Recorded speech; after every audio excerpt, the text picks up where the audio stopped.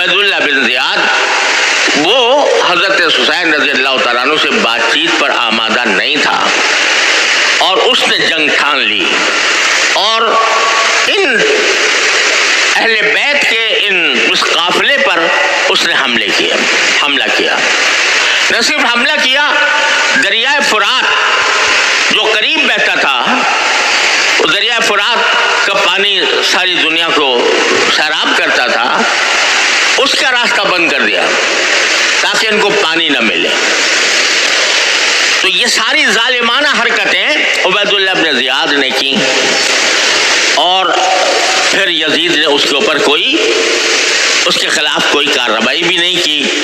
اس لیے حضرت حسین رضی اللہ تعالیٰ عنہ کی شہادت مظلومانہ شہادت تھی.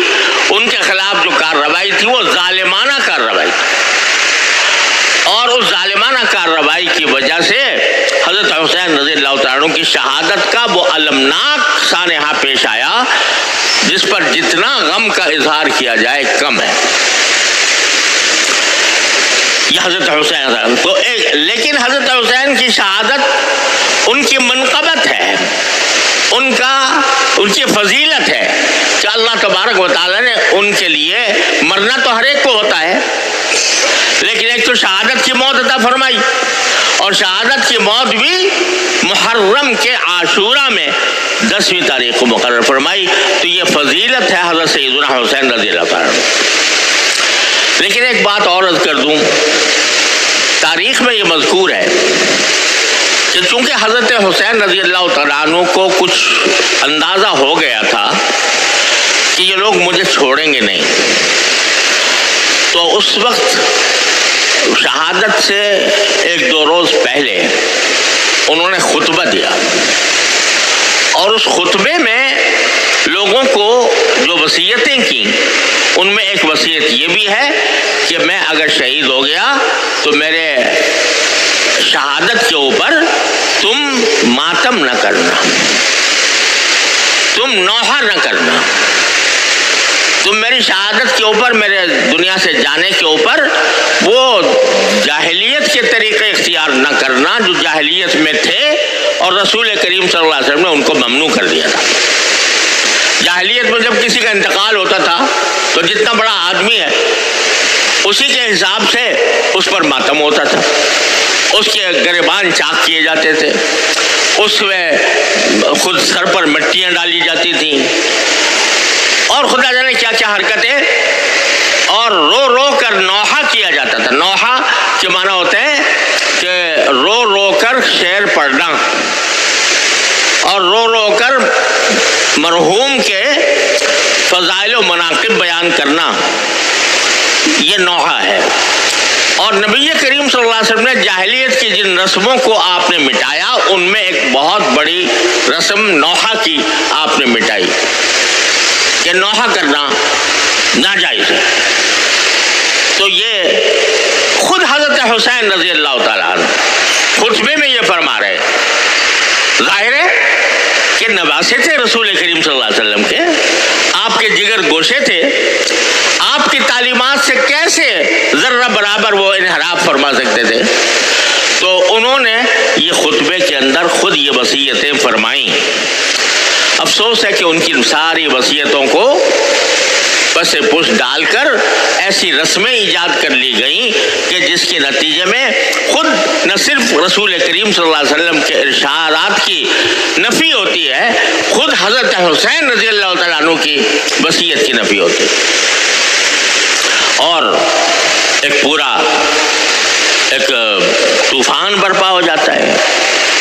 نوحوں کا اور ماتموں کا. بہرحال جو لوگ کرتے ہیں وہ جانے، ان کا کام جانے، لیکن مسلمانوں جو مسلمان اہل سنت ہیں، جو نبی کریم صلی اللہ علیہ وسلم کی سنت کے تابع ہیں، جو حضرت حسین رضی اللہ تعالیٰ عنہ کی وصیتوں کے تابع ہیں، ان کو اس قسم کی مجالس میں جہاں یہ نوحہ ہوتا ہو یا جہاں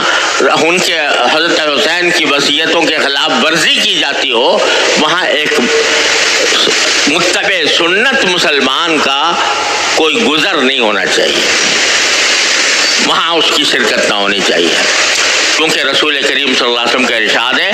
کہ جو شخص کسی ایک مجلس میں بیٹھتا ہے، کسی بڑی مجلس میں بیٹھتا ہے، چاہے بیٹھا ہی ہو، دیکھنے کے لیے بیٹھا ہو،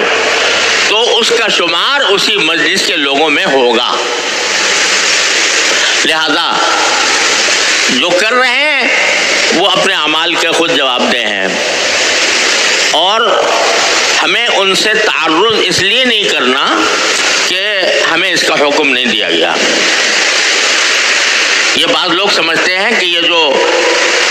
رسول کریم صلی اللہ علیہ وسلم نے فرمایا کہ اگر کوئی منکر دیکھو تو پہلے اس کو اپنے ہاتھ سے روکنے کی کوشش کرو، اگر ہاتھ سے روکنے کی استطاعت نہ ہو تو زبان سے روکو، زبان سے استطاعت نہ ہو تو دل سے اس کو برا سمجھو۔ تو اس کی تفسیر اصل میں یہ ہے کہ جو صاحب اقتدار ہے، جس کو اقتدار حاصل ہے کسی حصے پر، اس کا یہ فرض ہے کہ اگر وہ اپنے زیر اقتدار علاقے میں کوئی منکر دیکھتا ہے تو اس کو ہاتھ سے روکے، قوت سے روکے۔ مثلا ہمارا تھوڑا بہت اقتدار اس مسجد پر ہے، اس مدرسے پر ہے، یہاں اگر ہم کوئی منکر ہوتا ہوا دیکھیں تو ہمارا فرض ہے کہ اس کو قوت سے روکیں، ہاتھ سے روکیں۔ لیکن جو صاحب اقتدار نہیں، وہ اس کے لیے حکم کیا ہے کہ زبان سے اگر ضرورت ہو زبان سے روکو، اگر زبان کی بھی قدرت نہیں ہے تو پھر دل سے اس کو برا سمجھو۔ لہذا جو لوگ یہ رسمیں بجا لا رہے ہیں، نوحے کی، ماتم کی، جلوسوں کی، تعزیوں کی، جو کر رہے ہیں اس کے وہ اعمال کے خود ذمہ دار ہیں۔ ہم اس بات کے مکلف نہیں ہیں کہ ہاتھ سے جا کر ان کو روکیں یا ان سے لڑیں یا ان